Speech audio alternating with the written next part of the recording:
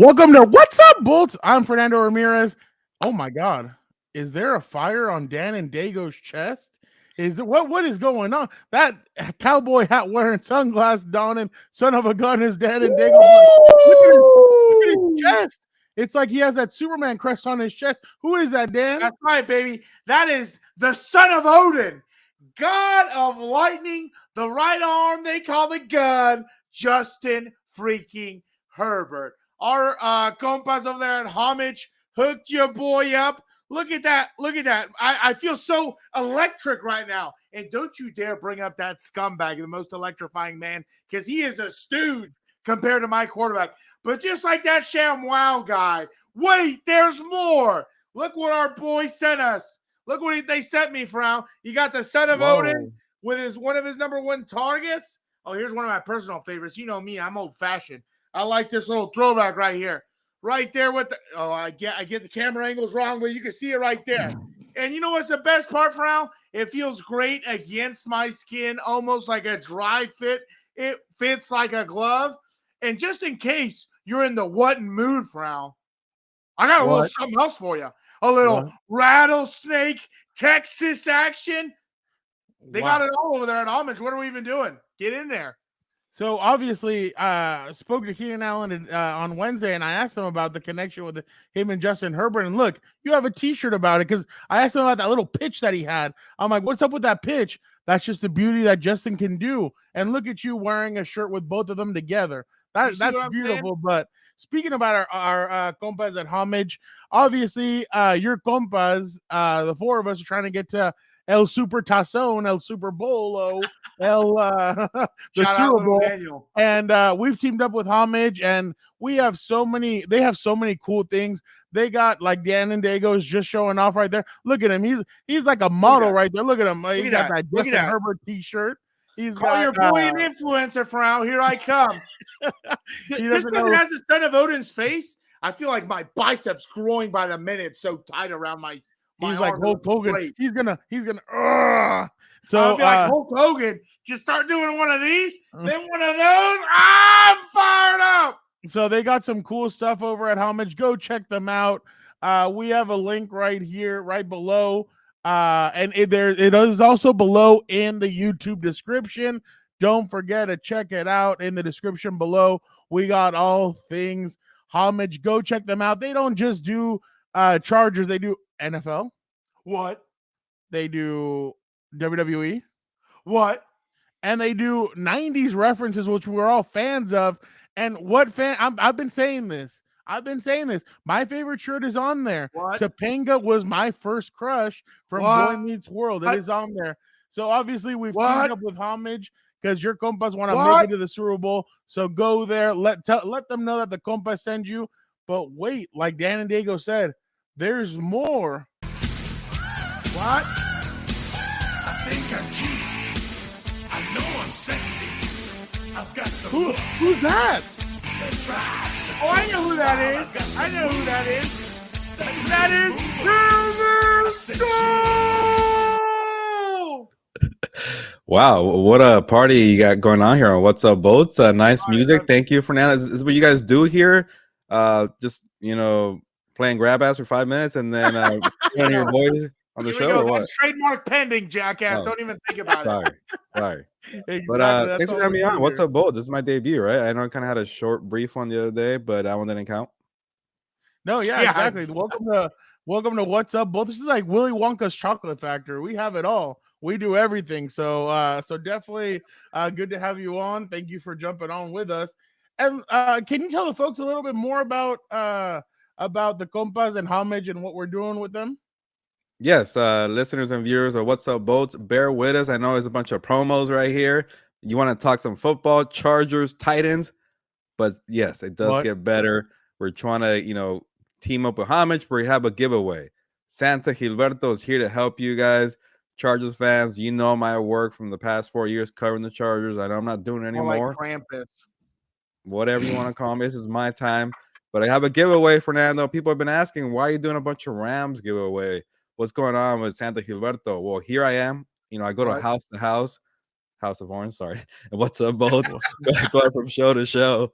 But here I am, What? and Homage said, "Hey, no, I requested a Homage. I said, hey, people at What's the Boat need a Justin Herbert T-shirt, the one that Dan Diego has. By the way, what world are we living in when you're an influencer, Dan Diego? But you're doing a good job. But I said, you give me a different one, and they hooked me up because we all played NFL Blitz as a kid. So I'm gonna give this shirt away right here. Can you see it? Look at that. Look at that. That belongs in the freaking Louvre, my friend. For the Look at folks the son that of for Odin. the folks that can't see, it's NFL Blitz. It has Yeah. Justin Herbert, and it says Justin Herbert's name on it. There's electricity coming out He's of about the to swing that NFL thing. Blitz. It's actually He's pretty about to awesome. swing it. He's Yeah, about to swing it. I know you guys want to talk Titans, Chargers. I'll get out of here. I'll make it quick, but here's Thank some God. rules. There's always a catch, right? There's always a catch for a giveaway, but I'm trying to make it easy here. So a couple things, and cut me off if you want to say whatever. Here we go. First thing, subscribe to What's Up Bolts. What? Make sure you subscribe to Compas on the Beat, where it all started. What? And then last thing, I'm forgetting, comment under this video and just say what's up, Bolt. You can say what's up, Gilberto, what's up, Dan and Diego, what's up, Fernando. But just make sure you're saying what's up in the comments, preferably what's up, Bolt. And then your guy right here will sort it all out, automatically enter. So again, subscribe to What's Up, Bolt. Subscribe to Compass on the Beat on YouTube, by the way, YouTube. What? We would love it on Spotify What? and Apple Podcasts too, but those two things for sure. And then What? comment under this video. And that's it. I'm done promoting Homage on our side. Good matchup. By the way, Appreciate it, Gilberto. I Thank you. love how in sync you both are with them hats. That is the swag, the drip, the drap, whatever the kids are calling it nowadays. It looks freaking great, gents. Thank you, Dan Diego. That's another reason why I'm here. These hats here, I don't know if they're gonna make it in time for Christmas, because I'm guessing you're probably thinking I need some of these hats, Compass on the Beat hats for Christmas. But what did you say? Fret not, whatever you say, Dan Diego. I'm trying to listen to some of your catchphrases here. Impossible. I'm There too you go. random. Yeah, too random. But Get a for break. next year, these hats are going to be available. Compass on the Beat. We might have a website. We might make it easier. But you want that hat too? Let us know in the comments. Say Compass on the Beat hat. Let me know. But yes, we're trying to do promotions, giveaways, collabing. We do it all here. But I know it's a busy week here. Brandon Staley is getting questions from Fernando saying it's must-win time. So have a good show, guys. Thank you so much, Gilberto. Get his ass out of here. And don't forget, follow all things Gilbert at gmanzano24 on Twitter. What? G Manzano NFL on Instagram. What? G Manzano NFL Beat on. No, I changed it. G Manzano 24 on TikTok. On the TikToks. The TikToks. One more, by the way, WWE shirts. Ooh. Look at that. Look at that. That's a good one. Look at that. But all right, guys, have a good One of show. the goats. We're done promoting here, but yes, we're collabing with Homage. Let's go. Thank you, Gilbert. Yeah, now he gets a taste of his own medicine. I get that crap week in and week out. So Dan, obviously, Chargers coming off a win over the Miami Dolphins. And now go Chargers, go. Please go. Please go. Go all the way. Do it for me so I can die in peace. Just do it. I have a surprise for you. I know you like surprises. Do you like surprises? No, I do not. No, I do not. Join the show today. Who? Former Chargers fullback Lorenzo Neal. Let's freaking go! Oh my God! Watching that guy light up linebackers in the hole, absolutely magisterial. Loved it. So physical, dude. He played for the Titans. He played for the Chargers. So I had to have him on. I'm like, hey, Lorenzo, can I get you on? He says, brother, anything for you. Let me get, I'd love to come on. So he jumped on, and very good to have Lorenzo on the show. Awesome, dude. That guy's a stud. I especially love the interview you guys already had with him on the regular Compass. That was hilarious, dude. Just listen to that the whole time. Oh, I was giving him a little bit. I waited a couple of minutes before I gave him some crap. Yeah. And he's like, you're just gonna start, aren't you? You're just gonna start. And I started laughing. And I was like, well, what kind of a human being would I be if I didn't give you all this crap? Yeah, and it'd he be starts like that. laughing. So he definitely got a kick out of it. But definitely some good stuff. Obviously, Dan, it's gonna be a tough game this weekend. You know what's interesting about this whole thing is I was looking at some of the stats, right? For the I was looking at the Titans record and everything. I was so surprised what their record was. They're 7 Yeah. and 6 just like the Yeah. Chargers. Yep. I was a little thrown back, maybe thrown back isn't a little I was kind of Taken aback. surprised. Yeah. Yeah, taken back a little bit just because I was kind of like, "Oh wow, like I thought they were going to be a lot better to be completely honest." Yeah. And they're right there 7 and 6. The only reason why they're still leading the division is because The division sucks. There's well, I no mean, other way yeah. around it. Exactly. So their division's not that good. But you know what? If they're not careful, the Colts could potentially catch them. If they don't hold on. So what's your opinion on the Titans? Right now, I think they didn't look good last week. That's for sure. They couldn't do their bread and butter, which is run the football effectively, be physical. You saw, I think Derrick Henry had a fumble. And, I've said this, a million times on the freaking program. They're a quarterback away. I firmly believe that. Tannehill's good, game managing and all that stuff, but I don't think he's the type of guy that the run game's getting stuff. He's going to win you the game per se, especially crunch time come playoff time. I think that's their biggest Achilles heel right now. And obviously the other part, you already saw this season how pissed Mike Vrabel probably is that A.J. Brown is now on the Philadelphia Eagles, especially when he played him. They got lit up by him. And you already saw how the owner reacted by firing the GM. So I think they have, bigger underlining problems over there with their foundation. Yeah, exactly. And that was very interesting. I mean, you rarely get a general manager fired a couple of weeks before the season ends. Yeah. 1, 2, a general manager that has them play. I mean, they're winning. It's not like they're a losing team yet. I mean, yeah, if they lose to the Chargers on Sunday, they're 7 and 7, and they're only 1 game ahead of Indy. And Indy now looks like they could be making a run for this. So definitely some interesting stuff moving forward when it comes to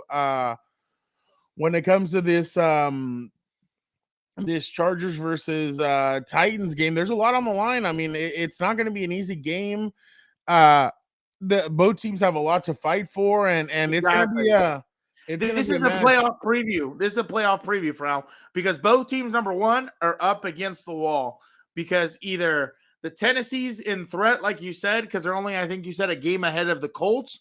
They're in threat of losing their division lead. And on top of that, the Chargers are in threat, obviously, with – oh, well, no, they're on the outside, right? The Patriots have the last spot right now? Yeah, the Patriots have the last spot. Man, Exactly. I saw their injury report. Their injury report is thick for this week. Yeah. They have a lot of guys. And I think, see, this is what it's going to come down to. And we kind of went off of it on COMPAS. The Chargers, the Raiders play. Okay, so the Patriots stayed in Arizona this week because they play the Raiders on Sunday. Then they have the Bengals come to town. Then the Dolphins come to town. Then they finish at the Bills. Dan, they could easily go 0-4. And that's what I'm saying, right? That's why this is going to be a playoff preview because it's so airtight in that last wild card spot that there's no room for error. You lose 1, 2, your season's probably done, honestly, if you lose 2. But that's why this stretch is going to be so important for them to keep it together, be disciplined, and do the little things, and make sure you come out with the victory on the road on Sunday and keep your playoff hopes alive. Yeah, no. So, and obviously, it's going to be, I mean, and it's funny because Brandon Staley was asked on Wednesday, hey, does this team feel one-dimensional? And Brandon's like, no, Ryan Tannehill can get stuff done. I mean, we've seen it in the past. I know everybody thinks it's a one-dimensional team, but it really isn't. Ryan, I mean, obviously you traded A.J. Brown away. You let Corey Davis leave in free agency. That's a huge hit. Yeah. And you know what? I wonder if that's one of the reasons why the general manager got fired is because he did let A.J. Brown go. That had to be. Then add insult to A.J. injury. Brown just like completely lit him up. Yeah. piled on them. And you know, he was talking a lot of crap that whole week. Yeah. So definitely that's going to be definitely rough. Dan, you know what? why, like you say, why continue with the dilly dally? Let's get to that interview with Chargers fullback Lorenzo Neal and see what he has to say about this matchup coming up. Folks, it is Chargers versus Titans week, and I thought, why go get somebody who a journalist or somebody who covers the team? Why not somebody who was actually on the field for both teams? What he blocked for Eddie George, he blocked for LaDainian Tomlinson. He was number 41 for your San Diego Chargers, but you know he's number 1 in your heart.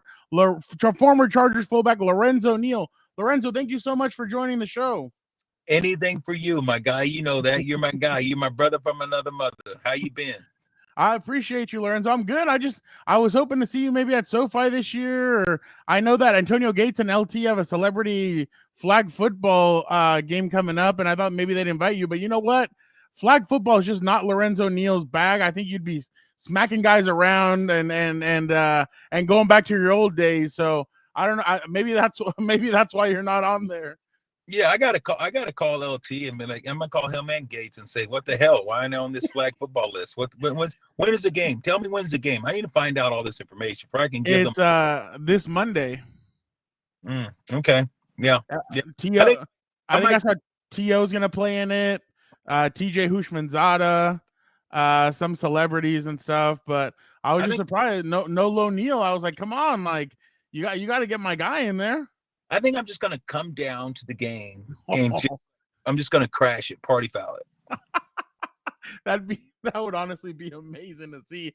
Lorenzo, looking at your two of your former teams, obviously you look at the Chargers and they're battling right there. They're right there on the cusp of maybe having their first playoff burst in 2018, and obviously Justin Herbert is Justin Herbert.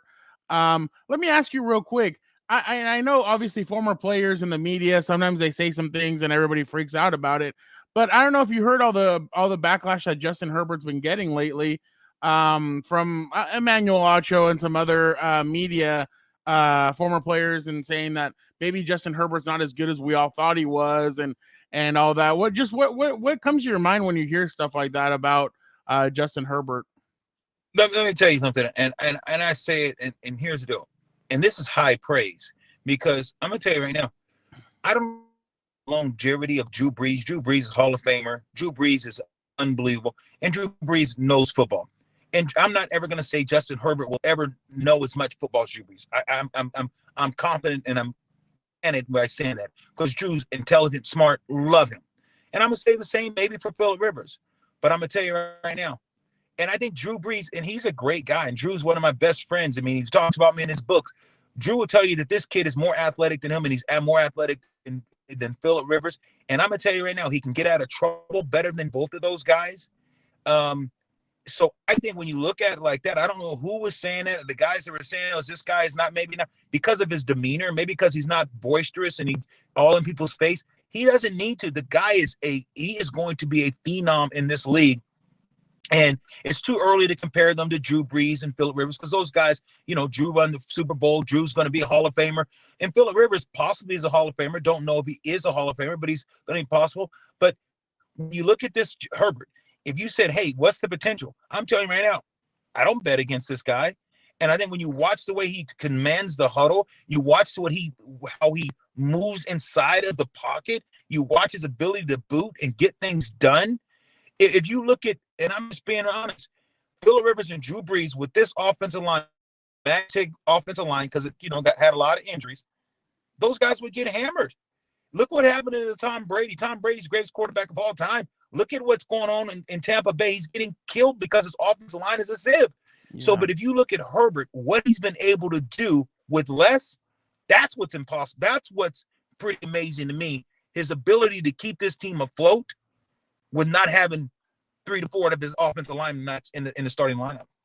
Yeah, I know, definitely. And I mean, you look at a little bit of the Tennessee Titans, and it's been kind of a weird year for them. I mean, they've gone up against some of the better teams. They've taken it to them, but they're 7-6. I was surprised when I saw their record, Lorenzo, just because I know that obviously Mike Vrabel always has them playing hard. They're leading their division, which is good, but they've lost some pieces. They traded AJ Brown, big receiver, to the Philadelphia Eagles during the draft.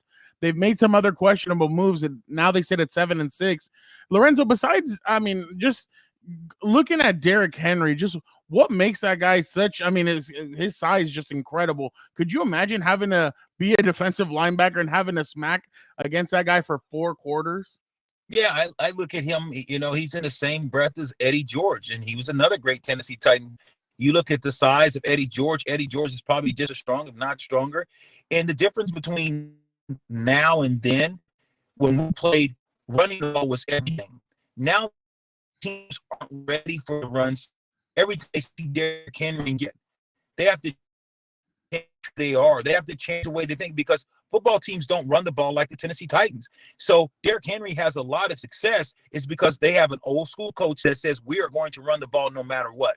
And that's why you have a guy like Derrick Henry, big, strong, physical, that wears on you. And that's why Eddie George was so successful, because you had a coach in those days that said, let's run the ball. You look at, he's no different than a Corey Dillon, Eddie George. You look at Jerome Bettis. You look at the guys that played back in the day. Those teams had a conscious effort that they said they were running the ball. And that's what Derrick Henry is. Derrick Henry is a throwback, and he's playing at a high because the coach and everyone around him, that's how they go. But the flip side of that, though, they don't have a Steve McNair. They don't have on that Tennessee roster, they don't have a Justin Herbert. Yeah, no, definitely. I completely agree. What are the Chargers defense? What do you think are the keys to stopping Derrick Henry? What are some of the things that they need to do to slow him down? Form tackle. They got to hit him. They got to pain tackle him. But they don't have a Justin Herbert. So the difference is they're one-dimensional. You have to realize the Tennessee Titans, Tanahan cannot beat you in the air. He doesn't have AJ. He's just a guy. So that's the thing that Tennessee, and that's what they'll never go for, because they have a quarterback that's a game manager, not a game changer. That type of offense and that type of running game, the sky is the limit. Has to take over the game to win it. Nothing, no disrespect to him. He just can't do it. So the Chargers have to say, look, let's have a mindset to shut down Justin Herbert. Let's shut down Derrick Henry. Let's put 8-9 guys in the box, and let's dare 10 to beat us in the air. Yeah, no question about it. Lorenzo, when you see this Chargers team, do you feel like they're good enough to be able to not just sneak into the playoffs, but maybe make some noise in it if they get guys like Joey Bosa and Rashawn Slater healthy and some other guys? Oh, without a doubt. They can make a lot of noise. Any given Sunday, this team can beat anyone, especially when you got a guy in Justin Herbert. He's a guy that can go and win games. This team is going to rise and fall on Justin Herbert. The coaching staff, the players, offense, defense, as long as Justin Herbert's upright and Justin Herbert gives this Charger team a fighting chance, he is the key, period. It's not Nicky Bosa. It's not Joey Bosa. It's not Khalil Mack's team. This is not, Staley's team. This is Justin Herbert's team. If Justin Herbert has time, and now you see Keenan and all the guys are coming back, and he gets the offensive line, he will make the defense better. He will make the offense better. So this team rises and falls on Justin Herbert. As long as he's upbeat, as long as he keeps the demand and so put pressure on these guys and come into his own with his leadership like he's doing. This is only his 3rd year, for heaven's sakes. This guy, the sky is the limit. They can beat anybody on any given Sunday. And last week it was great because their defense bent, but they didn't break. Lorenzo, in December, what does it take? I mean, we've seen it. We saw it before with Phillip. They used to call him Mr. December. We've seen it with former teams of yours that they would make these late runs in December and go in hot into the playoffs. What does a team need to do that, to get hot, to really rally together and go into the playoffs steaming hot? Just believe. It's a belief system. Believe in one another. And that's the thing about it. As long as right now this team, they're finding a way to win. They've been in every bad game. This team they have been in a storm of injuries, guys falling down. Keenan not playing 6, 7, 8 weeks, not having your best receiver, losing Mike Williams, being in a situation. They have been in a storm, losing offensive lineman, losing Bosa, one of the best pass rushers in the league. Having all these injuries that happened to this team, they have been in a storm. But guess what? I can see clearly now that the storm is almost over, and the storm is almost over, and they have stayed in the ship. That's what's exciting about this team. You have to realize when you're in a storm, water's going to come over the top. It's going to fly in your boat. And what you got to do is keep digging. You keep scooping. You get your bucket and you say, keep scooping. Every man, keep throwing it because the storm is, we got to get through this storm. And everyone has just picked a bucket and said, let's throw the water out. Let's keep picking, dipping, and throwing the water out. And this team has risen through the storm, and the buckets of water has been thrown out of the ship. And guess what now? The storm is over, and I smell a Charger brewing. Now I see the lightning zigzagging through the sky. I think the bolts are on fire. Oh, I'm fired up right now. Man, you should have been a WWE wrestler. I don't know what. Yeah, you played football and you're one of the best, but you should have been a wrestler. I mean, with all these promos that you cut, you definitely WWE would have made a lot of money off of you. Speaking of former wrestlers and UFC fighters, when are we going to see you at a Charger game? I mean, I've been asking you for years. I think it's time to finally for Lorenzo Neal to come back to show himself. Lorenzo, I know you gained a couple of pounds and everything. It doesn't matter. We all love you still. We just want to see you back at a Chargers game and see you there. Why you got to back Jamie right now? Why you back Jamie right now, brother? Why you gonna back Jamie Boy O'Neal? Hey, I've gone 15 minutes without taking a shot at you. I've gone 15 minutes. I think I've behaved enough to go 15 minutes without taking a shot at you. Hey, you have. We got to do it. We got to do it again. The Chargers are on fire. Papa Neal, Big Daddy Lolo's coming down. Big 40 your program number 1 in your heart. I'm gonna come down there, man, and come bless you with my presence. But you know what? We'll do this again soon, brother. I am what they say. I'm like a tree. I'm on. What is it? You got it. I forgot it. You got to help me out here. Make like a tree and leave.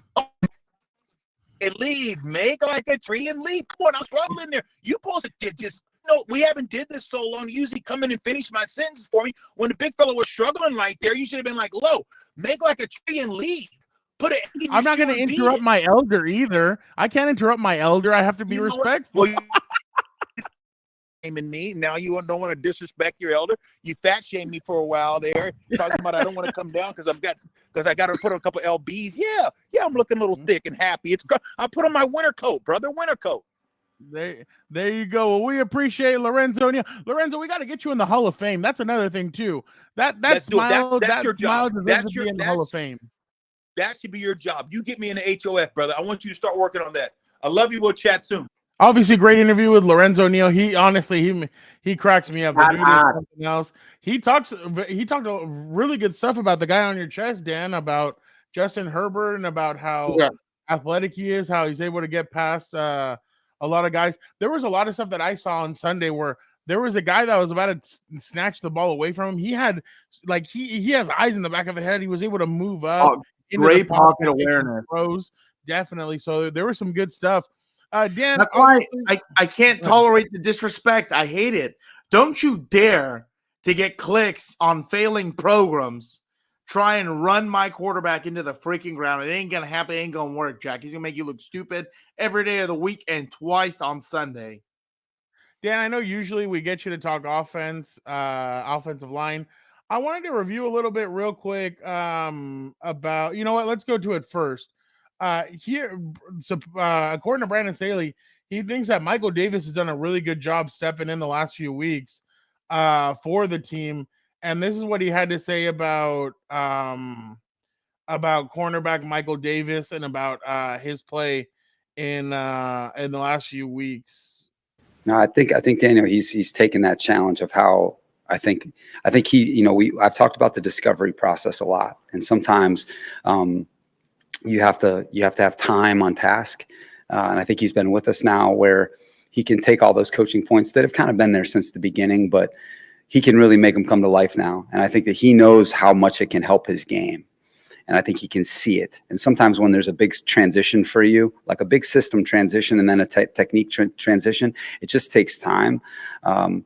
But he's really taken on the challenge of playing that style and then taking that style against some great players and just playing them nose to nose. And, I'm just really pleased with how he's played. And, as you guys have heard me say, defensively, if your corners play well, you're going to have a chance. Okay. If your corners play well in this league, you're going to have a chance. And that's why we had a chance the other night against that group, is our corners really, really played well. So Dan, obviously, Michael Davis has been a guy that's had an up and down career with the Yep. Chargers. Yep. He's had some good plays, some bad plays. Obviously, you saw one bad play on Sunday where he fell down and Tyreek Hill got a 60-yard touchdown.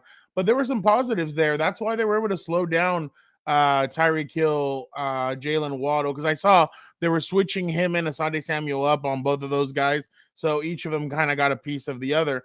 But Dan, when we go here, what do you see? Let's check a little bit out of it. This is obviously Alohi Gilman. This is the first play of the game, and it's funny because Chris Collinsworth said, "Oh, you're gonna scare him a little bit on the first play. You're going to Tyreek Hill." Alohi Gilman was on an island alone with Tyreek Hill, and you see it, and he bats the ball down, and Tyreek Hill Alohi Gilman actually came out and he said, "I wasn't scared. You got the wrong one, dude. Like I don't get scared." But here you go. You got Michael Davis down here against Tyreek Hill, Dan. Let me know what you see. Look how he gets physical and he's trying to mess up the timing. I would have rather preferred him get a little bit inside. But I mean, it's like we've always talked about. Michael Davis is a prototype corner of what you would want to have.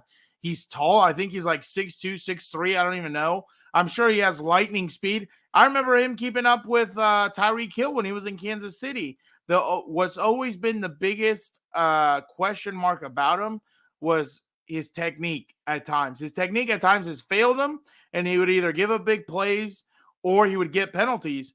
And like we've talked about on this program, like you get him playing well, and he's going to probably be one of the best corners in the game as long as he continues to be disciplined and do the right things. But you saw on Sunday night, he showed down. I don't know what the stats were, but I'm sure he would have had like 2 or 3 batted balls or passes defended or whatever it's called in that sense. Well, the thing is, too, in my opinion, I think they need to stop doing this. I understand that a lot of their thing is zone, but I think they need to do a lot of press, and that's why J.C. Jackson at one point played well in us. I know everybody's gonna be like, "Oh, he played terrible the whole time." No, he didn't. At some points, he was playing well, and it's when they would throw him into man-on-man coverage. And I think that's something that Michael Davis may be better at is man-on-man. Because sometimes you get, I know you get angry, Dan. We're watching the games, and you're like, "Why aren't they pressing? Why aren't they pressing? Why aren't they getting up?" Especially when you have a guy the size of Michael Davis. And here's another play where you see Michael Davis down here at the bottom. Look at the way he swarms on this guy. Yeah. And it was obviously off of him being on press. And look, Kyle Van Noy gets there, which Kyle Van Noy told me on Wednesday that he's gonna try and use a spin move a little bit more. He's like, I feel like I'm getting a little hot right now. I'm like, there you go. I'm like, that's what the team needs. So we'll see a little bit more of that. Here's some more on Michael Davis here at the bottom. Yeah. Look at that. And that's what I've said, look, he wants to take away the inside and make it a harder throw for Tua, and that's why he throws it to Kingdom Come. But that's been, I think, my biggest problem with the defense look at that. the whole season. Like, I hate often soft coverage because I understand you're not trying to get beat deep and everything else, but it's like for timing routes and all that stuff, you're just giving them yards away for free. Like, you've got to throw off the timing. You got to be physical at the line of scrimmage. And that's, I think, the biggest defeat on every wide receiver, because you give them space, you give them a 5-10 yard cushion, especially if they're one-on-one out there. They could easily pop a pass out there just real quick at the line of scrimmage, easily get 4 or 5 yards like if it was a run play. Especially, it'll be an even bigger play if your corner doesn't even know how to tackle. So that's why I prefer this type of more physical play from the corners where they're right up in the wide receivers' faces. Dan, another thing that that happened last week is the Chargers got some players back. They got Mike Williams back. Obviously, we all know about Mike. Yeah. Mike had a huge game. Let's go a little bit. Look at that. Who's that guy under center or in the shotgun formation? That's the son of Odin, baby. Son of Odin. And he showed all those stooges up on national television who don't know anything. So here we go. You got Mike at the top. I think you have Josh Palmer all the way inside, and then you got Keenan on the outside, and then you have Gerald Everett all the way down at the bottom. Look at this sort of Mike Williams. Yeah, look how he puts it in a spot. And the best part is Mike reacts as late as possible to it because he knows as soon as he flashes his hands, corners are taught to start swatting or getting in the way. It's just you just love seeing that connection between him and Mike. Especially he already knows one-on-ones, it's almost immediate. You got to go to Mike Dub. By the way, Mike was on I'll get to that in a little bit. Yeah, Let's go through this next play. Looks like it's gonna be all out. Looks like it's gonna be all It's out. cover one, obviously, because you see the corner, that corner's against that corner. Then you have a corner over here, but then there's only one safety in the back. Yep. And they're trying to go all out. Manned up. Because they know that worked successfully against the Chargers. Well, that was the Phillip Rivers age, but that type of all-out blitzing always would make certain people see ghosts who were playing quarterback, and it just didn't end well. This is their coverage. Son of Odin's something else. He freaking puts the statue of David to shame, and he makes Socrates and Aristotle look illiterate and dumbfounded. That's how intelligent he is. Look at that. Look at that. Dude, the guy's a stud. The guy is a stud. I haven't seen someone throw like that for out since Joe Montana. Joe Montana was a quarterback, you idiot. I didn't say Joe Montana. I said Joe Montana. Shout out Waterboy if you didn't get that one. Do you remember Rich Orenberger? Yeah, of course I do. He said that movie inspired him to play football. Really? Yeah, he had a. What inspired him? I don't know, but he said what? I don't know, but he thanked the Waterboy and Adam Sandler for it, and I think Adam Sandler responded on Twitter. So that was pretty cool to see. But now here goes this play. Look at all the different things. And you know what's funny, Dan? And this is what makes me laugh. Look at Keenan. This is the one where Keenan gets up and points at him. Well, look how tight that guy is on him. Yeah. He points at him at the end. Look how tight that corner is on him. And then there's certain people on national TV, and this is the crazy part that they let so many people on national TV. Well, Justin Herbert has his weapons back. So now it's illegal now it's a bad thing that Justin Herbert has all of his weapons when other guys have had all their weapons all season. Like you do know Justin played without Keenan for 8 games this season. He's played without Mike for about 5 or 6. Backup tackles in there for God's sake. And now it's all of a sudden, well, he has his weapons. Dude, come on, get out of here. Like this is the 4th down play. Look at this. Oh yeah. Good blocking. He's able to get in there. Yeah. Ooh, that was a little close for comfort, though. But that's the thing. It's all about Frown because they can't be wrong in today's age. It's all about just moving the goalposts. That's what it's all about. It's the most idiotic thing ever. When have you ever heard your boy Dan Dago not admit he's wrong? I don't know everything. I'm not going to be like this stooge and say, no, well, ABC equals XYZ because I'm never wrong. No, you are a lot. You're an idiot. Well, here's Brandon Staley on Derrick Henry. We haven't really talked that much about it. Well, we've talked a little bit about him. I talked about him with Lorenzo, but here's what he had to say about Derrick Henry and having to face somebody like him. What do you guys see from Derrick Henry? One of the top players in the league. Has been one of the top players in the league since he got into the league. As good of a college back as there's been.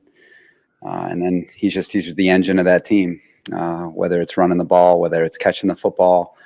He's outstanding, catching the football too. He'll catch a check down off play action and take it a long way, catch a screen. He's very difficult to tackle in space where they can kind of clear some things out for him. And, but just does it all at a high level. And, for a guy that's as big as he is, people don't realize how fast he is. I mean, he has those long runs because he has, elite speed too, and just runs with power, runs with good pace, and he's been a productive player every year, and he's at the top of the league. So a very difficult guy to defend.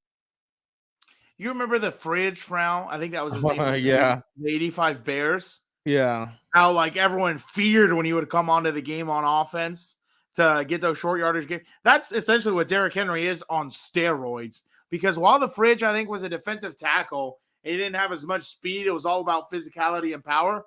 Derrick Henry has all those things. Exactly. The guy will outrun you, and he will knock you into next year, and you won't even see Santa Claus, my guy. Well, I mean, if you look at it, he's ran the ball 275 times. He has 1,199 yards. He's averaging 4.4 a carry, 11 touchdowns, and he's averaging 92 yards a game. So it's going to be crucial for the Chargers trying, and that's what I asked Lorenzo. What do they need to do? They need a gang tackle, and that's going to be key this weekend.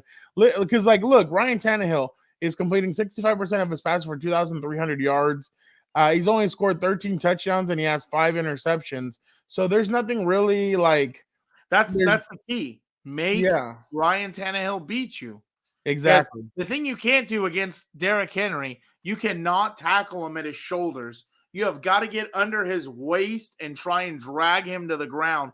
Because if you tackle him high, he is going to put you on his highlight reel like some of these poor bastards like Josh Norman. I think it was Josh Norman, right? Who he tossed like 2 yards. Yeah, like if he was a little kid. Yeah, that's what I'm saying, dude. Yeah, so it's gonna be a tough game. I mean, the Titans do everything that the Chargers don't like want to face a big running back who's physical. Yeah. Yep. You know what? It's really gonna depend on Brandon Fayoko, Morgan Fox. Who knows if they get Sebastian Joseph Day back? By the way, Mack. Here's one of my one of the ones who deserves a cold one or whatever.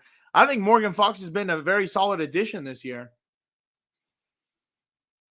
He's been consistent. He hustles. He's gotten a few sacks, made plays. Exactly. Guy's been a dog. Exactly. No, I completely agree with you. One of the things that obviously the Chargers haven't done well or has left you wanting more is they need to score more points. And that's 100%. kind of been a thing that like last Sunday felt like they could have blown out the opposing team. They should have. And they didn't. They kind of let the Titans hang around or the Dolphins hang around. And at the end of the game, you're kind of like, dude, like you should have won by a lot more. But Brandon says that he feels like maybe running the football a lot more in the red zone is going to help them. So here's what he had to say about that on Wednesday. You're going to love this familiar voice. Other than obviously getting advanced. There he is. Yeah. Having an element. It just there's not a lot of space to throw it down there. Sir Jeffrey down there. So, going that way is a great way to be an effective red zone team. And I think the best red zone teams that I think of, and running the ball is different in terms of how people do it. Some people get in big groupings, some people spread you out, but to be able to hand the ball to your back, I think is a great way to do it. And just finding that consistency for us and how we run the football down there. I think is important. So we're working hard at it, and it needs to improve for our team. And it's what, Farrell, you remember how our high school offense was. We weren't one of those idiot ass sniffing offenses, but we ran the football heavily, and it was like this, right?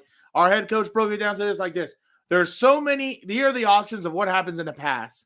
You complete it, you intercept it, the receiver fumbles, you take a sack, quarterback fumbles. 5 things. Only 1 positive, I believe, after what I just said, if my mathematics is correct. Your boy's not a wizard. Running the football, here's the things that can happen. Run, positive yardage, tackle for loss, no gain, fumble. There's only 1 that ends in a turnover. There's a reason why, especially with reduced space, you want to take the least amount of risk possible, right? But it's not just about running the football. You have got to play to your team's strengths. You have backup tackles in there who – I don't know. Are they going to be up to the task of being physical with the Titans defensive line, who they have a physical defense to begin with? Simmons is not going to be easy to go up against, especially in the red zone. Might as well be putting Chris Jones out there. It's a nightmare for these guys. Yeah, no, I completely agree. Yeah, no, it's going to be interesting to see the way the Chargers try and attack this defense. My question is why don't they do what you guys used to do? I mean, mix and match, like not just let it be Austin, let it be Josh Kelly. Maybe let Isaiah Spiller get in a crack, and maybe he scores a touchdown because he is a little bit of a bigger back. Maybe he's able to get through and score a touchdown. So that's what it's my all only about. Thing. I know Austin's on a hot streak right now. I know he scored a lot of touchdowns. Yeah. I think he started the season the first 4 weeks without scoring 1, and now he's up to 13. But I'd still let other guys try and take a crack at it. Maybe that's what's going to help them moving forward. Because you remember when the peak backfield in the Schottenheimer days hit the ding for Gilberto. Ding. I don't have a ding right now. That's all right. No worries. I did it for us. LT was, if I remember correctly, he was kind of more the speed guy. Turner was bigger, so he was more physical, and Sproles obviously was a bolt of lightning. That's the type of what's it called? That's what you want in a backfield. You want to have guys who give the defense different looks or different things they have to defend against. When the Patriots were successful, it was running back by committee and each offered something different. And that's what I think has been the biggest Achilles heel offensively for the Chargers this season. That sometimes they'll put Josh Kelly in, he'll get some yardage, and then they'll put him away and will not come back in the game. And it's like you have to give these guys these reps to build confidence and, get them going. You got to get them going, or else it's going to be the Austin Eckler show the whole time. And he could get hurt because you wear him down or whatever. Well, he got worn down I remember last season. I mean, he might not admit it. The team might not admit it. He got worn down last season. Yeah. I remember in that Raider game, he was able to make some plays, but he wasn't able to make his usual plays. And I think that's why he was worn down. But Dan, we're getting ready to wrap up this show. I want to wrap it up like this. So I asked Brandon Staley point blank on Wednesday. I said, hey, last year you guys were at this same point, and you guys did not end up making the playoffs. What did you learn about yourself and about your team that can help you guys for this season? Because you're at the same point. Last year they ended up going 1-3 at the end, and they failed to make the playoffs. What is different this year? What is going to help you guys? And I'm sure – and I don't remember if he said this or not, but these are the reasons why you go get a Kyle Van Noy, a Khalil Mack, veteran guys who have been there before, veteran guys who know how to get it done. And this is what Brandon had to say about what he learned last season and failing to make the playoffs. And you guys obviously unfortunately didn't make it, but I know that voice. You learned about not only yourself but about your team last year that could be different going into this back end of the stretch. Yeah, Fernando, I think it's a good question. I think you really learn how to manage the last part of the season. Last year was a little bit different because of COVID. I think COVID was really, that was something that we had to navigate, and it happened to us at the end of the season, and so that was very unique. But I think you got to be playing your best at the end. It's about how you finish in this league. And, right. Last year, the record was 1-3 down the stretch, and we didn't finish our season. I thought our guys competed, laid it on the line, but we didn't get it done. And so I think after last season, I just, I knew that, you got to engineer your whole program for this time, for December. And, we tried to do that last year, but just making the subtle, tweaks to the schedule and getting the guys, fresh and playing well, and the focus and, just their routine at the end of the year, I think is really important, and bringing them together the best you can. And I think hopefully getting healthy at the right time, getting your guys back healthy at the right time, getting that addition that can help you go play well, on Sundays. So learned a lot for sure. And, we'll see. Yeah, I just felt like I had to ask him that question, especially because there's these last 4 games of the season, and it's like, well, what do you think is different? Like, what's going to help you guys moving forward? If I was Brandon, seriously, like all jokes aside, I'm looking at the remaining of the schedule, and I am petrified about going to Mile High. Just because, like I've said, I understand it's a new program under new management and everything else. I am a student of history, unfortunately, and for whatever reason, whenever this team has gone to Mile High, it's always like, oh, hey, let's even if the Broncos have been bad, they're like, oh, let's pump up Drew Lock's self-esteem or whoever it is and see if we can get them going or whatever. And it's like, you cannot play down to your opponents. You have got to stick to your schedule. You dictate the game, and you have to go in there and take care of business, period. End of sentence. Taking care of business every day. Yeah, and that's why I think the thing is here too, I think they can clinch a playoff spot before heading to Mile High. If they win out, Miami, I think it needs to lose like one more game, and which they play Buffalo in Buffalo. So if the Chargers are able to win their next 3, I mean, and I'm not saying like you want to go into Denver and rest your guys, because obviously that's like that usually doesn't do well, but at least you can have them go the first 2 quarters, then sit them and be like, all right, let the other guys go in. Doesn't matter what happens, but you kind of want to be prepared. You don't want to have to rely on the last game of the season like last year. No. So I definitely agree with you there. And you know what, Brandon has made some changes. They're now doing walkthroughs on Wednesday. It's not practices. And what did we hear from Keenan Allen on Sunday after the Sunday night game when he was interviewed? He said it all starts with the head coach and why we don't give up. So obviously Brandon's doing a lot of good and the players are recognizing it. So that's good for the players and for Brandon that they're doing stuff cohesive. And we've said it. Every Thursday, Brandon sits down with the whole team and explains to them the game plan of the offense, the defense, and the special teams. Why? So everybody knows exactly what they're doing, and they know what the whole team game plan is heading into the game.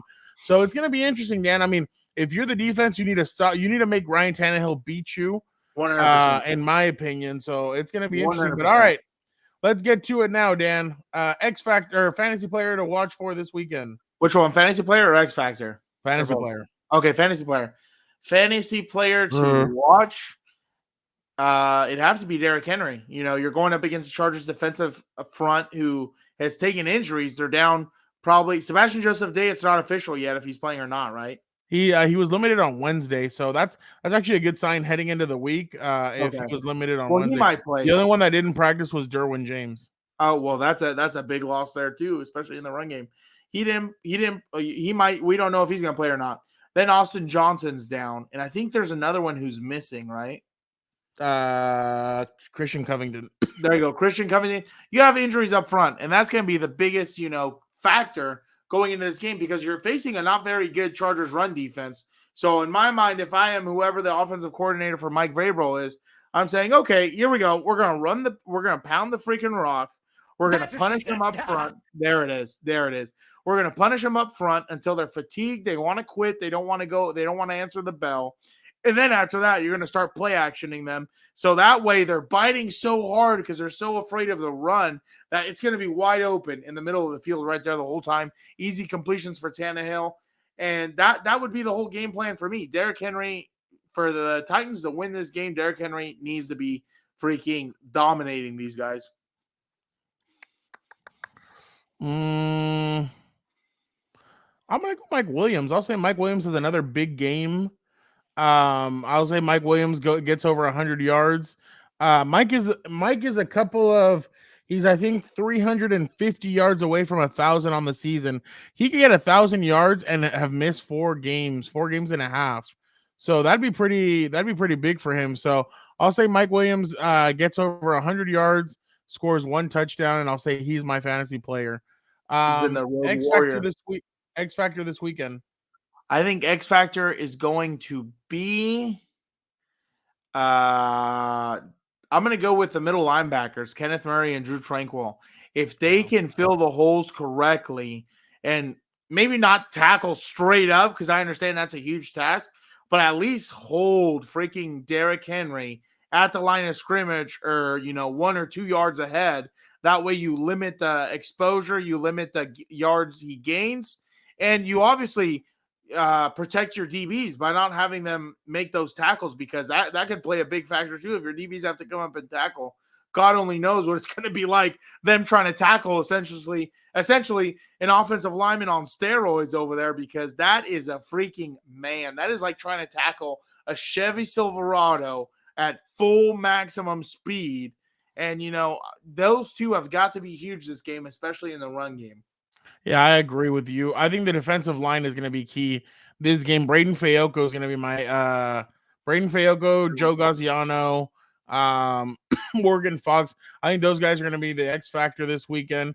They're going to need to get after Tannehill, but at the same time, try and stop Derrick Henry, at least slow him down and gang tackle. You're going to have to gang tackle. That's going to be definitely and transfer the ball. You saw he fumbled last week. Try and get the ball out of there. Create turnovers. Exactly. Yeah, exactly. Dan, what's your prediction?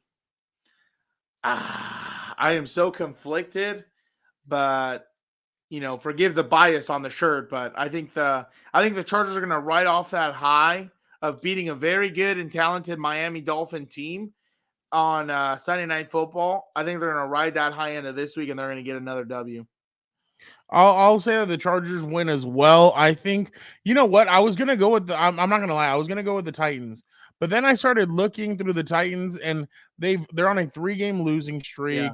Yeah. I know they're going to run I know that they're going to run the football a lot, but I think that the Chargers offense kind of back to full strength. I feel like they're going to make the necessary passes. I think they're going to make the necessary jump to win this game and keep their playoff hopes alive. So I mean, and I'm telling you, I was going to go with the Titans. Yeah, but I started looking through a lot of what the Titans have done, and they've struggled against quarterbacks. I mean, in the last few weeks, they faced Joe Burrow, Jalen Hurts, and Trevor Lawrence, and they've struggled against all three of them. They even struggled, I remember, against Aaron Rodgers in Green Bay. So they've struggled against good quarterbacks. So I think that continues this weekend, and they lose to the Chargers. But we appreciate you guys so much. Thank you guys so much again for joining your Compas. I'm gonna throw it up one more time here. Here's the Homage Chargers link. Don't forget, it's also in the bio or in the description. Look at all the teas that Dan and Dago has for all you get. You guys need to come on YouTube to check out these. Look at that. Look at Keenan Allen, Justin Herbert. Look at the one he's donning on his chest. It's Justin the son of Odin. I can run through a freaking wall right now for Al. I feel so energized. We appreciate our compas at Homage for linking up with the compas and saying, hey, we like what you guys are doing. Let's collab. Let's do stuff with you. So don't forget, tell Homage that the compas sent you, and they'll hook you up. Guys, do not forget to check out everything else that we're doing. We got compas on the regular compas on the beat. Check that out. We're going and we're talking about all things NFL. What's going on right now? Are the Bengals the best team in the NFL? Are they the scariest team in the NFL? I know we're not supposed to be talking about scary when it's Christmas season. Yeah. But are they? We're gonna find out. There's some other things obviously that we talk about, like, are the Cowboys really a Super Bowl contender, or are they a pretender? So obviously we talk about that. Compas FC, we got the new episode coming up of Compas FC. It is now set: France versus Argentina. Kylian Mbappe, Leo Messi. Is it a changing of the guard? Is Kylian gonna take that next step, ascend himself? He beat Luka Modric last time. Are they gonna beat him? We'll see what happens. And don't forget to check out House of Horns as well. Vic and Gilbert have some good stuff cooking up over there. If you like watching my pretty face, I was on there the last 2 weeks. So you can go check out previous episodes. And Combat Compas, guys, we're going to be doing so much with Combat Compas in the next couple of weeks. We got some really cool surprises coming up as soon as the new year happens. I know Gilbert and I are very busy, and everybody at Compas on the Beat Network, we're all very busy with the NFL season ending. But we're going to do a lot more with Compas, Combat Compas when we come back from like they say in England, when we come back from holiday, we're gonna be doing a lot more with that. We appreciate you guys so much. Thank you guys so much. Don't forget to be a compa, tell a compa, like, subscribe, comment. We appreciate you guys so much. Thank you guys so much. Have a great holiday season, and don't start any WWE fights at Macy's or any of those. Stay off the cameras. Just do your thing, or online shop. Maybe that's easier. But we appreciate. Yeah, be safe, be chaste. We appreciate you guys so much, and have a great one.